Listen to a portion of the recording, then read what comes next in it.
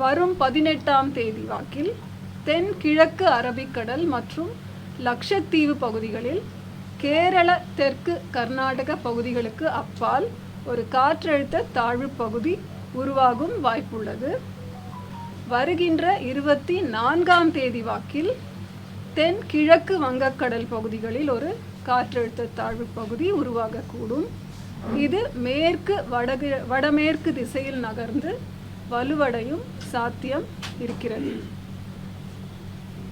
அடுத்த 7 தினங்களுக்கான வானிலை முன்னறிவிப்பு மற்றும் எச்சரிக்கை பார்த்தா 16 to 18 அக்டோபர் வரைக்கும் அடுத்த 3 தினங்களில் தமிழகத்தில் அநேக இடங்களிலும் புதுவை மற்றும் காரைக்கால் பகுதிகளிலும் மழை பெய்யக்கூடும்.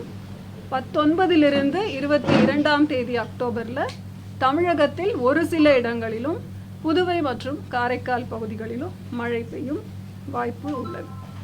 அடுத்த 2 தினங்கள் 16, 17 அக்டோபர் தமிழகத்தில் ஓரிரு இடங்களிலும் புதுவை மற்றும் காரைக்கால் பகுதிகளிலும் கன முதல் மிக கனமழை பெய்யும் வாய்ப்பு உள்ளது. மாவட்ட வாரியாக பார்த்தா இன்று அடுத்த 24 மணி நேரத்தில் 7 மாவட்டங்களுக்கு ஓரிரு இடங்களில் கன முதல் மிக கனமழை பெய்யும் எச்சரிக்கை விடுக்கப்பட்டுள்ளது.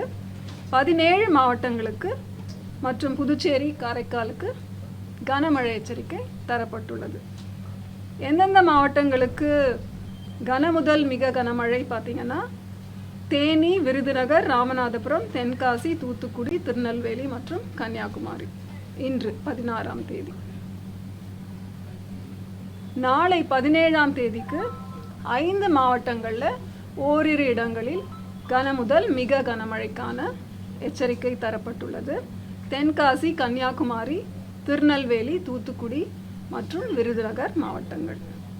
14 மாவட்டங்களுக்கு மற்றும் காரைக்காலுக்கு கனமழை எச்சரிக்கை தரப்பட்டுள்ளது. 18ஆம் தேதி 9 மாவட்டங்களுக்கு கனமழை.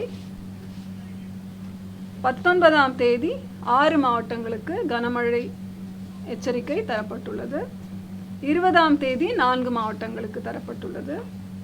21ஆம் தேதி 5 மாவட்டங்கள் மற்றும் காரைக்கால் பகுதிகளுக்கு கனமழை எச்சரிக்கை.